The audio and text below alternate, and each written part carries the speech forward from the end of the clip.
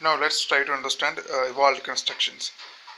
Here we have a reciprocal lattice, and within that reciprocal lattice we are going to construct an Ewald construction.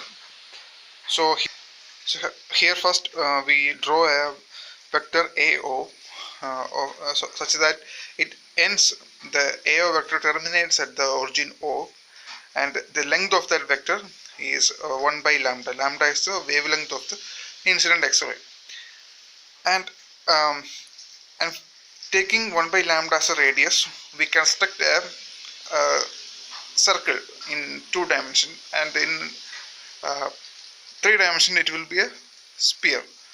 So in while drawing such a sphere or circle, uh, if that circle intercepts with another reciprocal lattice point B, then we can draw a vector AB having the same radius 1 by lambda. So connecting B and O, we can draw another vector OB. So OB, we have OB connecting between 2 reciprocal lattice points, and each of these reciprocal lattice points are representative of a set of planes in direct lattice. So this should be like a reciprocal lattice vector G that satisfies the diffraction condition. Now let's, here OB connects 2 reciprocal lattice points, and each reciprocal lattice point is a representative of large number of parallel planes in a direct lattice. So it must satisfy a Bragg's condition. Now we have AE. Here we have AE. The plane AE is a reflecting plane in a original direct lattice. Okay. Now we have OB equal to N by D. We know while constructing a reciprocal lattice, we took the length of the vector that connects between the direct lattice to the origin to the reciprocal lattice point as a 1 by D. So N is an integer here, and OB is equal to N by D. And here we have angle theta. If this condition is if this picture satisfies Bragg's refraction condition, theta will be a Bragg's angle. Now let's check it. So sin theta will be, here we have OB equal to N by D, so opposite angle will be N by 2D divided by hypotenuse will be 1 by D. Okay, and rearranging this, we will get N lambda by 2D, and again rearranging, we will get 2D sin theta is equal to N lambda. So the Bragg's condition is satisfied, and using Ewald construction we can have a geometrical interpretation of Bragg's conditions. So Ewald construction can be used to interpret Bragg's condition in a geometrical way. So this construction of this sphere or circle in 2 dimensions is called Ewald constructions. So now let's try to understand Ewald construction in a little more detail. If a sphere passed through no points, so we have constructed a sphere here. Now if while constructing such a sphere, it passes through no points, so it is like this, or a large sphere outside, growing outside the reciprocal lattice. So as you can see here, this sphere does, if this is a Ewald construction, it doesn't pass through any reciprocal lattice point. So what does that mean? Or the Ewald sphere we constructed doesn't pass through this point B. While constructing this sphere, it doesn't pass through this point, reciprocal lattice point B, or any other reciprocal lattice point. Then we can say that the Bragg condition is not satisfied in this Ewald construction, and in that direction. So we are using a X-ray to fall in this direction. So in that direction diffraction doesn't occur, and we have to change the direction of this reciprocal lattice or the incident X-ray to satisfy that diffraction condition. Now, as we have stated in the beginning, X-ray diffraction can occur if the wavelength of the incident X-ray should be comparable to the size of the interplanar spacing of the crystal. So that condition can also be understood using a Ewald construction. So here we know XRD can't occur. The diffraction can occur if lambda is greater than the 2 times the lattice separation. Okay, and taking inverse, 1 by lambda should be less than 1 by 2a. This is AO, the initial vector that we have drawn there should be less than 1 by 2a. So what if we have we said the wavelength lambda should be comparable to the size of the interplanar spacing, or the lattice constant, 2 times the lattice constant. Now what if we have a very large, what if we have a very large lambda value? We draw that first AO line having a length 1 by lambda, and if we have a very large lambda value, we will get the length of the vector will be smaller. So we will have a small vector,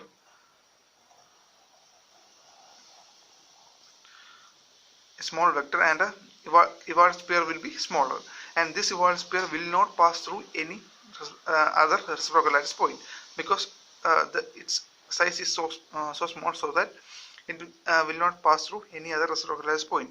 So this wavelength 1 lambda cannot show X-ray diffraction in such a wavelength.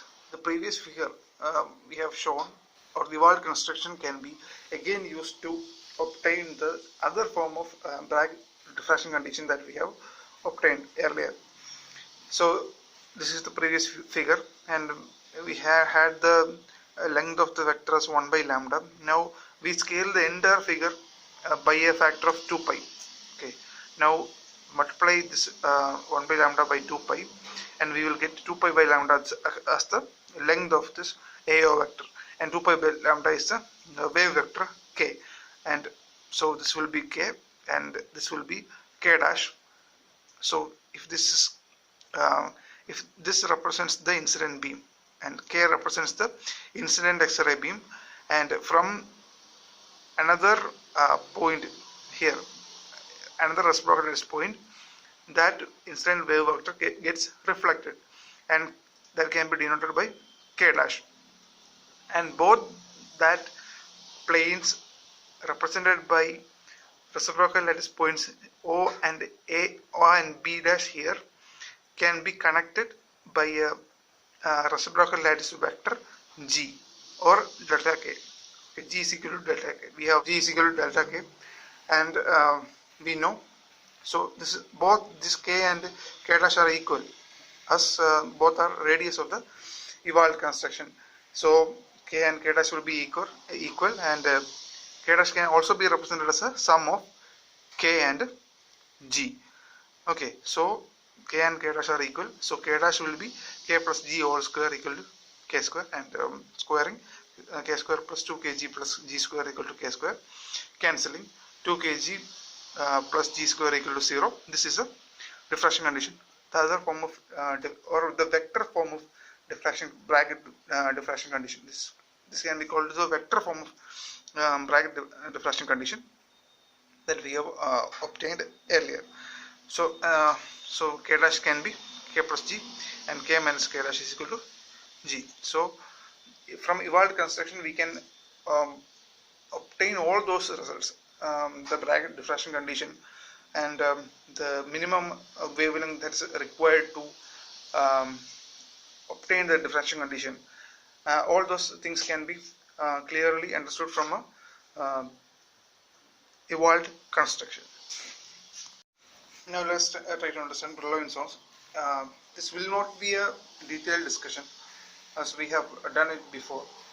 So this I'm trying to obtain a physical significance of Brillouin zone from this discussion. So we know Brillouin zone is a Wigner-Seitz primitive cell in a reciprocal lattice. So what a Wigner-Seitz cell we have shown earlier. So if this is a direct lattice and we connect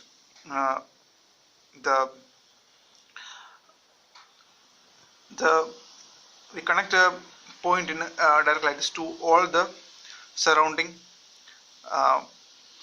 direct lattice points, and take the midpoint of and divide those lines into two at its midpoint. So I am dividing all those lines into its the midpoint, and the minimum volume that we obtain after doing such a cancellation, we obtain a primitive cell of that direct lattice. So doing this same process in reciprocal lattice will give you a Brillouin zone. Okay, if this lattice is a reciprocal lattice, doing this same process will give you a Brillouin zone. So, and Brillouin zone will satisfy the diffraction condition 2 kg equal to g square, or it can also be represented as k square. By dividing in the integral equation divided by 4, we will get k plus g by 2 equal to g by 2 whole square. So any of if this the diffraction condition will be satisfied in a Brillouin zone, and Brillouin zone is a locus of points, or in Ewald construction we saw a point and another point that satisfy 2 points in reciprocal lattice that satisfy the diffraction condition. If this Ewald sphere intercept with and many other points also, okay, let's say, so we are in a Brillouin zone, we are going to connect all the or collect all the reciprocal lattice points that satisfy the diffraction condition and make them as a zone. So in Brillouin zone we are doing this collection of all reciprocal lattice points, or collecting all reciprocal lattice points that satisfy the diffraction condition. So as I told you earlier, the locus of all points in a reciprocal lattice that can be Bragg reflected is denoted by Brillouin zone. Okay, now let's take an example for a simple cubic square lattice. Now we consider a two-dimensional square lattice and the primitive translation vectors in a direct lattice. Okay, in a direct lattice, first we consider a direct lattice, and the primitive translation vectors will be a1 is equal to ai and a2 will be aj. A is a lattice constant, so primitive translation vectors in that direct lattice will be a1 equal to ai plus a2 is equal to aj. Now the corresponding reciprocal lattice translation vectors. Okay, so if this is a direct lattice translation vectors, and to understand the reciprocal lattice translation vectors, we have the corresponding reciprocal lattice translation vectors will be b1 is equal to 2 pi by a I plus b2 is equal to 2 pi by a j. Now in 3 dimension we have obtained the relation between a direct lattice primitive vectors and reciprocal lattice primitive vectors using this relation. b1 is equal to 2 pi by 2 pi into a2 cross a3 divided by a1 dot a2 cross a3. So this is a two-dimensional log of that equation, and using this equation we know g is equal to v1 b1 plus v2 b2 plus v3 b3. Now in a two dimension we can we have obtained v1 here. So in two dimension we can represent this equation as 2 pi by a hi plus kj, the reciprocal lattice vector. Okay, and then now we have the wave vector k is equal to kxi plus kyj. Everything is in two dimension. Okay, now we have the diffraction condition 2 kg plus g square equal to 0. Now substituting all this g and k in this equation, we will get 2 into kx gx plus ky gy plus gx square plus gy square equal to 0. We split it into its component form. this vector can be split into its component form. So we have obtained this relation, and we have gx will be 2 pi by a, 2 pi h by a, and gy will be 2 pi k by a. So substituting them, we obtain gx equal to 2 pi h divided by a into kx plus ky. Gy can be represented as 2 pi k by a into ky equal to and changing the side and squaring, we have square for both of them. So 2 pi by a square plus into h square plus k square. Now we have 2 pi by a common here, and can cancel 2 pi by a, 1 2 pi by a from here, and 2 pi by a from here, and we will get 2 pi by a, and we have 2 here. So changing the side, you can cancel that 2 also. So hkx plus kky equal to k is a constant here, and kx ky represents for the lattice vectors or the wave vectors of the incident beam, and h and k are constants corresponding to this reciprocal lattice vector. So we get a relation hkx plus kky is equal to minus pi by a h square plus k square. So this is the equation that we have obtained, and we must construct. So this is the equation for a Brillouin zone. This is the equation for a Brillouin zone, and we have to construct in a reciprocal lattice using this equation. We have to obtain a zone that satisfies the diffraction condition. So we know Brillouin zone is a locus of all those points that satisfy the diffraction condition. So taking different values for h and k, they are constants, and different values for h and k, they are integers. Okay, they are integer constants. Taking h and k, different values for h and k, we can obtain different lines in a reciprocal lattice point, and those lines will after connecting all those points, we will get a zone. The minimum zone that we obtain in a reciprocal lattice, that will be the first Brillouin zone. Now let's try to construct a Brillouin zone using the different values that we assign for h and k. Now this is the equation that we have obtained for a two-dimensional square lattice to construct its Brillouin zones, and now we use different values for h and k to construct that Brillouin zone. So first we put h is equal to plus or minus 1, so, and k is equal to 0, h is equal to plus or minus 1 and k is equal to 0. So we will get 1 into kx equal to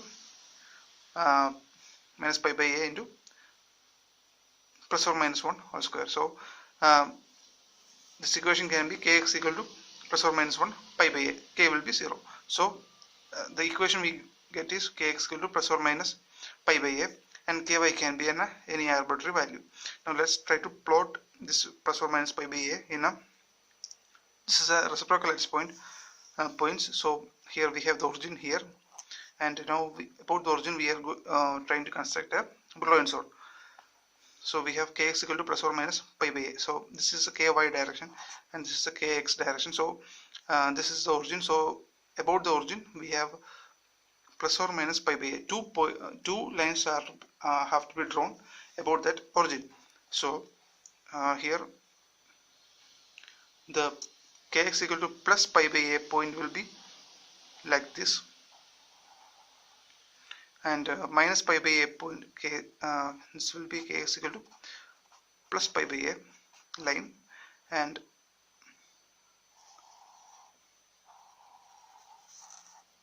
this will be kx equal to minus pi by a line. Okay, so we have drawn two lines. Now we put h is equal to 0 and k equal to plus or minus 1. So like say following the same procedures, we will get ky is equal to plus or minus pi by a, and we get two more lines, and kx can be arbitrary. So plotting these two ky lines, the first one is drawn here. is ky is equal to pi by a, and the second one ky is equal to minus pi by a. So we have a area enclosed in between these two regions, but we can have other relations also. Both h and k can be simultaneously taken as 1. So using that relation we can have other lines also, like this.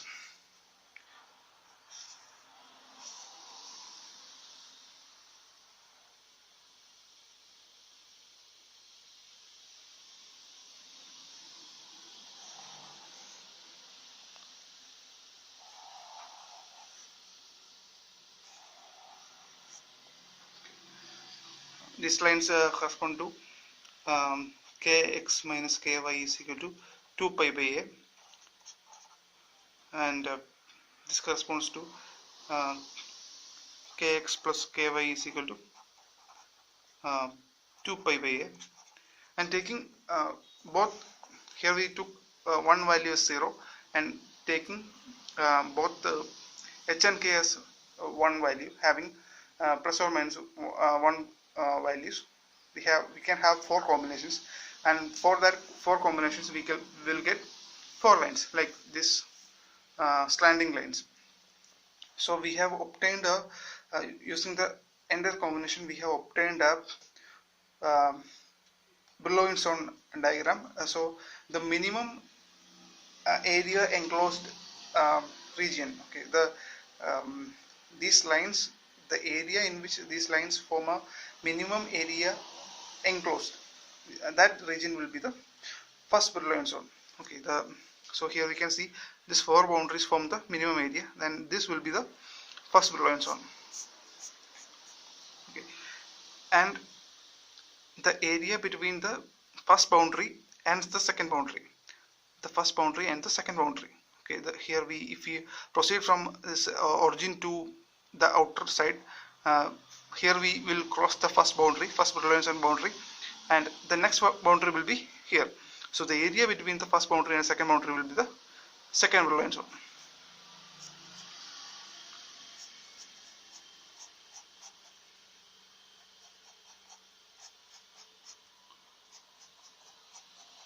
So this will be the first Brillouin zone, and these 4 will be the second Brillouin zone.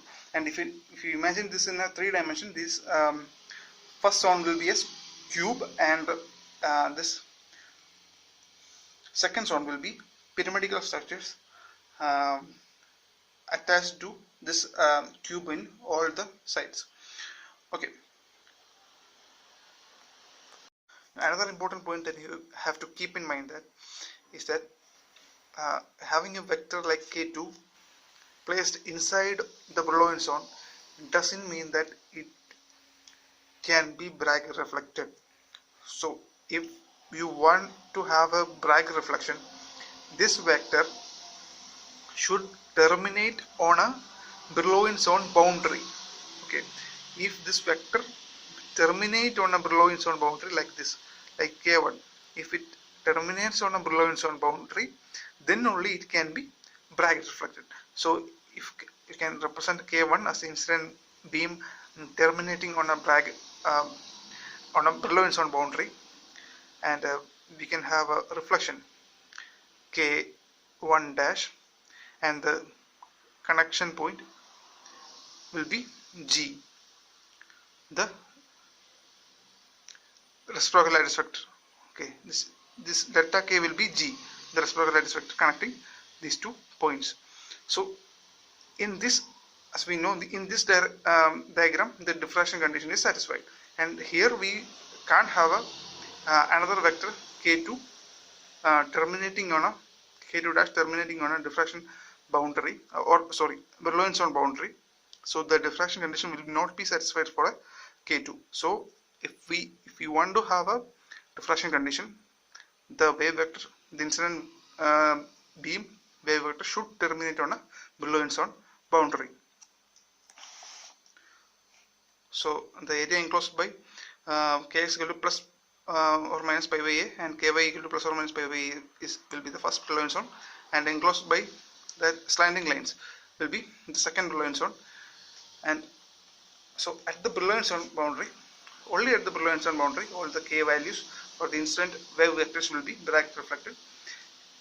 And this first Brillouin zone and second Brillouin zone corresponds to the order of diffraction that's happening. Okay, that you can see in a diffraction pattern. This is a Brillouin zone, first Brillouin zone for a BCC lattice. So in order to construct a Brillouin zone, first we have to see its direct lattice, then make its reciprocal lattice, then in that reciprocal lattice make the Brillouin zone using the Wigner seed cell formalism, or the equation form that we have seen earlier.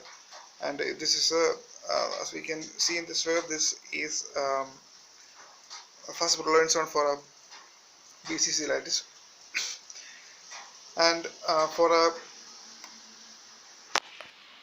FCC lattice, it will be like this. So I have discussed all this in detail in the previous classes, so I will not be discussing it here. Now let's try to understand the scattering amplitude for a crystal of n cells. So we have the scattering equation for scattering wave amplitude that we have seen in previous classes. That will be if it have n cells, then it will be n into integral over cell n of r exponentially e raised to minus I0 r dV, and it will be equal to n, can be written as n into Sg, and Sg is called the structure factor. We know n of r as the local electron density. So this n of r is the electron density, and in a unit cell we will have different different atoms in a unit cell, and each atom have a contribution to that electron density. So in a cell we will have different atoms, and each atoms will have a contribution to that electron density. So now we are splitting that electron concentration into its components, or the contribution from different atoms are now being separated. So that can be written as there are j the local electron. So n of r can be written as superposition of electron concentration functions and nj associated with atoms j. Okay, at j we will have a different atoms, and each atom have a contribution to electron concentration. So we can write n of r as a summation of all that contributions, and we can write n of r like this: summation over j nj r minus rj. So S will have s atoms in that arrangement. Now we can rewrite this equation for scattering amplitude as the structure factor as this, replacing n of r with this equation and rearranging, we will get this form: exponential e raised to I 0 to rj integral over dv nj of rho. Rho will be r minus rj exponential minus I 0 rho, and this integral term will be the atomic form factor, and we will see what an atomic form factor in detail later. And so we will represent this term as f, and we can rewrite Sg as summation over j fj into exponentially e raised to minus I 0 rj. And to find g dot rj, we have g, the reciprocal lattice vector as v1 b1 plus v2 b2 plus v3 b3, and we represent rj as x a1 plus y a2 plus z a3. These are the primitive direct lattice vectors. Now we know the relation bi dot a j is equal to 2 pi into delta ij. So this is a primitive reciprocal lattice vector. This is the primitive direct lattice vector. So if I and j are equal, they will give a value 2 pi. So doing this calculation, we will have those terms having the same indices a1, b1 and a2, b2, a3, b3. That three terms will survive and they will have a common factor 2 pi, and taking that 2 pi outside, we have pi into v1 x plus v2 y plus v3 easily. And we can rewrite the structure factor equation as g as v1, v2, v3 equal to summation over j fj exponential e raised to minus I 2 pi into, so e raised to I e raised to minus I g dot r was the equation, and we have replacement for g dot r as 2 pi v1 x plus v2 y plus v3 j. And now we are going to calculate the structure factor for BCC lattice. So this is a common equation. This is an important equation. Common equation for structure factor, and structure factor and the atomic form factor that we are going to see are related to the scattering intensities, or in a diffraction pattern we have different peaks. So why some peaks are bigger and why some peaks are lower, and why some planes are missing, and all those information can be derived from the structure factor and the atomic form factor. Now the structure factor for BCC lattice. So for a BCC lattice will have atoms arranged in all the corners and in the middle part of the unit cell. Okay, at the middle and at the corners, that can be represented as cubic cell will have identical atoms at x1, y1, z1 equal to 0 at the origin, and at x2, y2, z2 equal to half at the midpoint. Now using these two values, we are going to substitute in this equation. So x1, y1 is z1 and x2, y2 is z2 we know. So we substitute this in this equation. So by substituting it, first we substitute this set here, and we will get x, y, z or are 0. So e raised to I into a 0 value will be the first term, plus e raised to I pi minus I pi.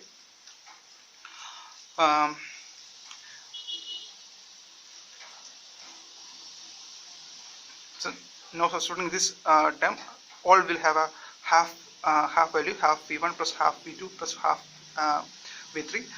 So we can cut the 2 common here, and we will get raised to minus I pi v1 plus v2 plus v3, and this will be, we know this will be equal to 1 plus raised to I pi v1 plus v2 plus v3. So now depending on these v1, v2, v3 values, we will have the structure factor, or structure factor denotes which all peaks exist in the XRD pattern. Okay, which all peaks exist in the XRD pattern. So if now let's try to understand this equation. Now if S is equal to 0, S equal to, the structure factor will be equal to 0, or there will be no peak. There will be no peak in the diffraction pattern if v1 plus v2 plus v3 is a odd integer. Okay, now why is that so? So if this is an odd integer, we will have an odd multiple of pi. So if that is an odd multiple of pi, when we will take the e raised to I pi's expansion, we have the cos of an odd multiple of pi. So that will be minus 1. So that we will get 1 minus 1, and the structure factor will be 0, as we have shown here. Now it will have a value if it's an even multiple. Okay, if it's an even multiple, we will get 1, and we will get 1 plus 1 equal to 2f. That we have shown here. If this sum of these terms equal to an even integer, then it will be equal to 2f. Now let's take an example and see how it works. Now for a metallic sodium, it have a BC structure, but while it have a BC structure, but while analyzing these peaks are absent. While analyzing the diffraction pattern, these peaks are absent. Now, why are they absent? So the reason becomes, as we have shown in the structure factor, if the sum of all these three terms is odd, then it will not structure factor will be equal to 0 and it will not give a peak. So as we can see here, sum of these three terms is odd, so those lines are absent. And here we can see the sum of these three terms are even, so they will be present in the XRD pattern. So now we are going to understand its a physical implication, or why these terms are, why the absence. So a 1 0 0 plane must be present. So okay, now 2 0 0 1 0 0 2 2 2 these are present in a simple cubic. These are representations of a simple cubic structure. Okay, then the identity of a base-centered cubic comes from these lines. So if these lines are absent, then while analyzing the diffraction pattern, we will interpret this metallic sodium as a simple cubic structure. So but actually it is a BC structure. Okay, but by analyzing the XRD pattern, we see a simple cubic structure, but originally it's a BC structure. And why the identity, the lines that show the identity of a BC structure are absent, that we are going to give a physical interpretation for it. So 1 0 0 plane will be absent, and why is that so? Okay, now we have two planes. Let it be 1 0 0 planes. Okay, we have two planes, and diffraction pattern can be obtained if path difference will be phase difference will be 2 pi. This is case for a simple cubic structure. Okay, this is case for a simple cubic structure. But for BCC, in the middle part we have another plane corresponding to this one. Okay, corresponding to this atom, and the next cell we have an atom here at the center, and so we can imagine a plane connecting all these points. So we'll have another plane here, and the Xray coming from the Xray incident here will be reflected also from this plane also. So while analyzing these first two and the next two, and analyzing the first two lines, we will have a phase difference of pi, and the next two will have a phase difference of phi. So that will interfere destructively, so the diffraction pattern will not be present. So that's why 1 0 0 planes are absent in the. So this is a physical interpretation of absence of a metal, absence of a 1 0 0 plane, metallic sodium diffraction pattern. Let's try to understand structural factor for FCC. Now FCC will have, similarly as we have seen in BCC, FCC will have atoms at 0 0 0, 0 half half, half 0 half, and half half 0. And substituting in the structural factor equation, we will get, I am not doing all the calculations. By substituting, we will get this equation. For 0 0 0, we will get 1 plus exponential. For all these three terms, we will get another 3 terms. So what we want to know is whether some lines will be present or not. So if V2 and V3, so we need to obtain a condition for which the V1, V2, V3 values are odd or even, and see whether the diffraction peak will be present or not. So if V1, V2, V3 are even or odd, so if both are even, then this term exists. Both are even, this term exists. And if both are odd, we'll get a sum as a even term, so this term will be exist. So if all the three terms are even and all the three terms are odd, we will get a structural factor for F. And otherwise, if 1 is odd and 2 is even, or 2 is odd and 1 is even, we can't get, otherwise we can't get a peak. That will be cancelled out here. Okay, and I leave it to you to do the calculation. Now we know the atomic form factor. Atomic form factor F, it is a ratio of amplitude of radiation scattered from the atom, from an atom, divided by amplitude of radiation scattered from an electron. So we have a the reflection that of the X-ray will be from a electron concentration. So this concentration, this electron concentration will have a lot of electrons, and electrons are associated with the atom. So the reflection, here we take the ratio of scattering from an atom to that of an electron. So a much more detailed expression for atomic form factor is given in the notes, so you can go through it.